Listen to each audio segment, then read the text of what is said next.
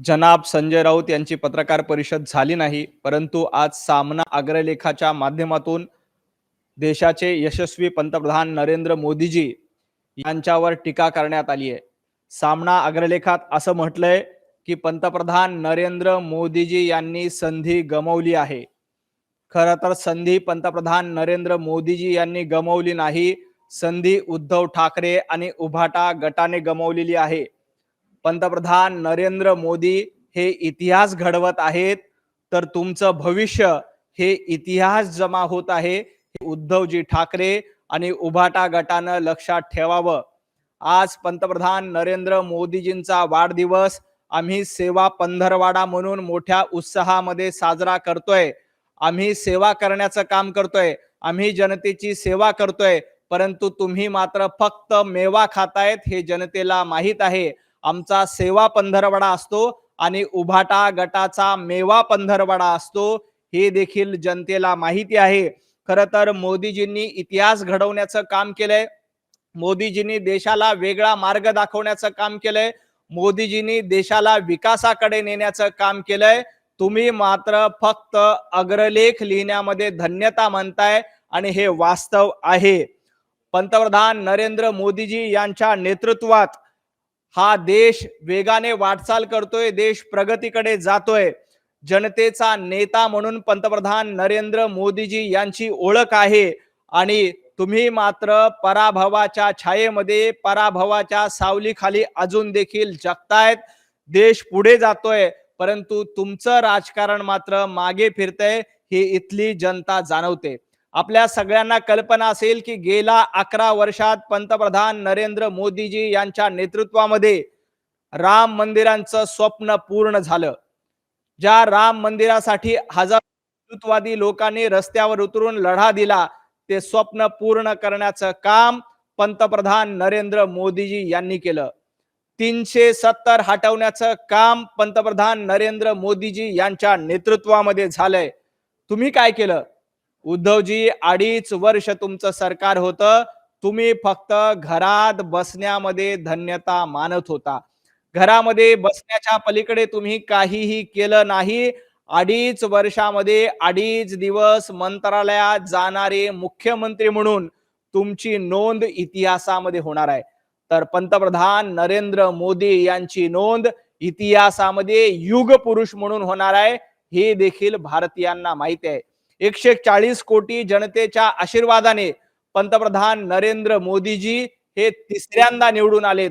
उद्धवजी ठाकरे तुम्हाला दुसऱ्यांदा निवडून येता आलं नाही, म्हणून तुम्ही अशा पद्धतीचे सामनामधून अग्रलेख लिहून पंतप्रधान नरेंद्र मोदीजींवर टीका करतायत। खरं तर मोदीजी लोकनेते आहेत, मोदीजी दृष्ट नेते आहेत, त्यांच्यावर टीका करण्याचा तुम्हाला अधिकार नाही, कारण तुम्हाला लोकांनी घरी बसवण्याचं, तुम्हाला लोकांनी नाकारण्याचं काम केलेलं आहे। त्यामुळे पंतप्रधान नरेंद्र मोदीजी यांनी संधी गमावलेली नाही, तर संधी तुम्ही गमावलेली आहे।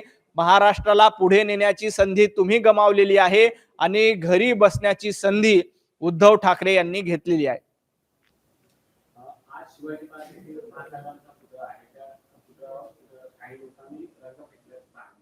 खरं तर हिंदू हृदय सम्राट बाळासाहेब ठाकरे आणि माँसाहेब आमच्या प्रत्येक मराठी माणसासाठी, महाराष्ट्रातल्या प्रत्येक माणसासाठी आदर्श स्थान आहेत। अशा पद्धतीनं माँसाहेबांच्या पुतळ्याबद्दल कुणी अशा प्रकारचं गैरकृत्य करणार असेल तर त्याला धडा शिकवल्याशिवाय राहणार नाही, कारण आपल्या राज्याचे मुख्यमंत्री देवाभाऊ आहेत, गृहमंत्री देवाभाऊ आहेत। जो कोणी समाजकंटक अशा पद्धतीनं माँसाहेबांच्या पुतळ्याची अशा पद्धतीची विटंबना करणार असेल तर त्याला निश्चितपणे गजाआड करण्याचं काम देवाभाऊ करतील। इथले पोलीस तपास करून, चौकशी करून त्याबद्दल नक्कीच कारवाई करतील। ज्या कोणी समाजकंटकांनी हे कृत्य केलंय त्याला तातडीनं शिक्षा व्हावी, अशी आमची देखील मागणी आहे।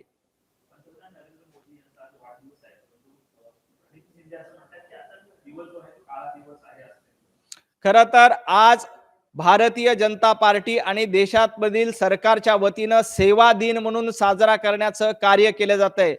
प्रणितीताई, आपण खासदार आहात, आजचा दिवस काळा दिवस नाही, तर आजचा दिवस सुवर्ण दिन आहे.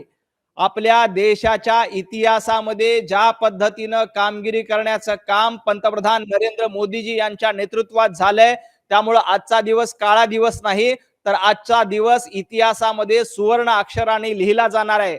काळा दिवस काय असतो, काळवंडलेलं नेतृत्व काय असतं हे बघायचं असेल तर काँग्रेसचं नेतृत्व काळवंडलेलं आहे. काँग्रेसचं नेतृत्व काळवंडलेलं आहे आणि राहुल गांधींचं नेतृत्व काळवंडलेलं आहे. हे देशातील 140 कोटी जनतेनं ओळखलंय, म्हणून सलग तिसऱ्यांदा तुमचा पराभव केलाय. प्रणितीताई नरेंद्र मोदीजी यांना 140 कोटी जनतेचे आशीर्वाद आहेत आणि अशा पद्धतीनं लोकांमधून निवडून येणाऱ्या पंतप्रधानांचा वाढदिवस हा काळा दिवस आहे असं म्हणताना तुम्हाला थोडीशी लाज वाटली पाहिजे, कारण ती तुम्हाला वाटत नाही, कारण तुम्ही काळवंडलेल्या नेतृत्वामध्ये आपलं नेतृत्व करतायत.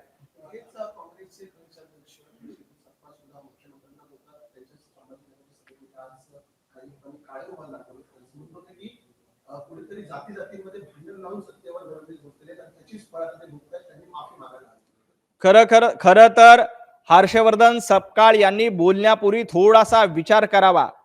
महाराष्ट्रामध्ये देवाभाऊंच्या नेतृत्वात सर्व समाजाला जोडण्याचं काम हे भारतीय जनता पार्टी आणि देवाभाऊंनी केलेलं आहे. खरं तर काँग्रेसचा इतिहासच काळवंडलेला आहे. काँग्रेसचा इतिहासच काळकृत्य करून आलेला आहे. हर्षवर्धन सपकाळ यांना याबद्दल बोलण्याचा अधिकार नाही. देवाभाऊंनी समाज तोडण्याचं काम नाही, तर समाज जोडण्याचं काम केलंय. हर्षवर्धनजी, समाज तोडण्याचं काम तुम्ही करतायत. जाती जातीमध्ये भांडण लावण्याचं काम काँग्रेसच्या माध्यमातून होतं. प्रत्येक जातीला वेगवेगळ्या माध्यमातून बघणं आणि त्या जातीमध्ये भांडण लावण्याचं पाप जर का महाराष्ट्रामध्ये कोणी केलं असेल तर हर्षवर्धन सपकाळ तुमच्या काँग्रेसने केलेलं आहे. त्यामुळं अशा पद्धतीनं सर्व समाजाला जोडणारं नेतृत्व कोण असेल तर देवाभाऊंचं आहे. सर्व समाजाला 18 पगड जातींना सोबत घेऊन जाणारं नेतृत्व कोण असेल तर देवाभाऊचं आहे. त्यामुळंच देवाभाऊंना सलग तिसऱ्यांदा मुख्यमंत्री करण्याचं काम महाराष्ट्रातील 14 कोटी जनतेनं केलेलं आहे. काँग्रेसची कारकीर्द काय राहिलीये? हर्षवर्धनजी, जरा काँग्रेसच्या कारकिर्दीकडे बघा. फोडा आणि राज्य करा ही तुमची नीती होती आणि अशा पद्धतीनं माझा तर हर्षवर्धन सपकाळ यांच्यावर आरोप आहे की काळे झेंडे दाखवणारे कार्यकर्ते हर्षवर्धन सपकाळ यांनीच पाठवलेले असतील आणि अशा पद्धतीचे आरोप करतायत. खरं तर अशा पद्धतीनं काळे झेंडे दाखवणाऱ्यांना या देशामध्ये, या महाराष्ट्रामध्ये कुणीही किंमत देत नाहीत, परंतु हर्षवर्धन सपकाळ अशा पद्धतीचं वक्तव्य करून त्यांना ते किंमत देतायत. फोडाफोडी करण्याचा इतिहास हर्षवर्धन ती तुमचा आहे, तर या देशाला एकसंध ठेवण्याचा, महाराष्ट्राला जोडण्याचा इतिहास देवाभाऊंचा आहे.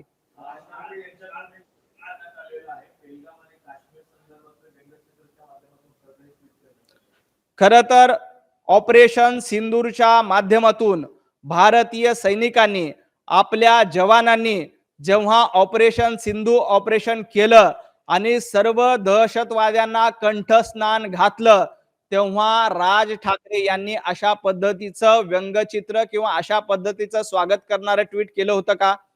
सन्माननीय राज ठाकरे हे मोठे नेते आहेत. त्यांना व्यंगचित्र काढण्याचा पूर्ण अधिकार आहे. भारत आणि पाकिस्तानची मॅच झाल्यानंतर ते व्यंगचित्र काढून त्याच्यावर टीका करत असतील, तर ऑपरेशन सिंदूरमध्ये आपल्या जाबाज सैनिकांनी पाकिस्तानला धडा शिकवला, पाकिस्तानच्या चारी मुंड्या चित केल्या, सर्व दहशतवाद्यांना कंठस्नान घालण्याचं काम आपल्या भारतीय सैनिकांनी केलं होतं. तेव्हा राज ठाकरे यांनी आपली पेन्सिल उचलून एक व्यंगचित्र आपल्या जवानांचं अभिनंदन करणारं, एक व्यंगचित्र आपल्या सैनिकांचं अभिनंदन करणारं, एक व्यंगचित्र पंतप्रधान नरेंद्र मोदीजी यांचं अभिनंदन करणारं काढलं असतं तर जरा बरं झालं असतं. परंतु सन्माननीय राज ठाकरे ते काढणार नाहीत आणि भारत पाकिस्तानची मॅच झाल्यानंतर अशा पद्धतीचं व्यंगचित्र काढणार असतील तर जनतेला सत्य काय आहे, जनतेला वास्तव काय आहे हे माहित आहे.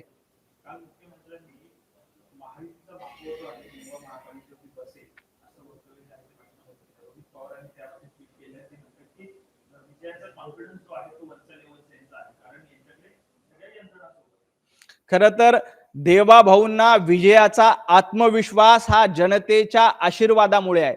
जनतेच्या विश्वासावर देवाभाऊंचा कॉन्फिडन्स आहे. तुमच्यासारखं 1,500 मतांनी निवडून यायचं आणि मग राज्यभर डिंगोऱ्या पिटायच्या असा कॉन्फिडन्स देवाभाऊंचा नाही. देवाभाऊंच्या पाठीशी, भारतीय जनता पार्टीच्या पाठीशी जनता जनार्दनाचा आशीर्वाद आणि जनतेचा विश्वास आहे आणि त्या विश्वासाच्या पोटी आम्हाला आत्मविश्वास आहे. रोहित पवारजी, तुमचा आत्मविश्वास कशामध्ये आहे हे महाराष्ट्राला माहित आहे. रोहित पवारजी, आपण फक्त 1,500 मतांनी यावेळेला निवडून आलात. तेही अजितदादा म्हणतायत की मी निवडून दिलं, मी मदत केली म्हणून रोहित पवार निवडून आले. त्यामुळे थोडंफार अजित पवारांच्या आशीर्वादामुळे यावेळेला रोहित पवारजी तुम्ही निवडून आलात. जनतेचा आशीर्वाद सलग तिसऱ्यांदा देवाभाऊंच्या पाठीशी आहे. तुमच्यासारखं घराणेशाही करून म्हणजे शरद पवारांचे नातू आहेत म्हणून रोहित पवार आज महाराष्ट्राला माहित आहेत. देवाभाऊंची कारकीर्द तशी नाहीये. देवाभाऊ हे जनतेच्या काम करून जनतेचे आशीर्वाद मिळून तिसऱ्यांदा मुख्यमंत्री झालेत. आपले आजोबा कोणीतरी मोठे राष्ट्रीय नेते होते म्हणून देवाभाऊंचं कर्तृत्व नाही, तर देवाभाऊंचा आत्मविश्वास हा मुंबईकरांच्या साथीवर आहे. देवाभाऊंचा आत्मविश्वास हा मुंबईकरांच्या आशीर्वादामुळे आहे. तुमच्याकडे तो आत्मविश्वास शिल्लक नाही. त्यामुळं अशा पद्धतीचं ट्विट करून रडारड करण्याचं काम रोहित पवारजी करतायत. रोहित पवार, विधानसभेच्या निवडणुकीत तुम्हाला रडावं लागलंय. माझं हे ट्विट आणि माझं हे वाक्य तुम्ही सेव्ह करून ठेवा.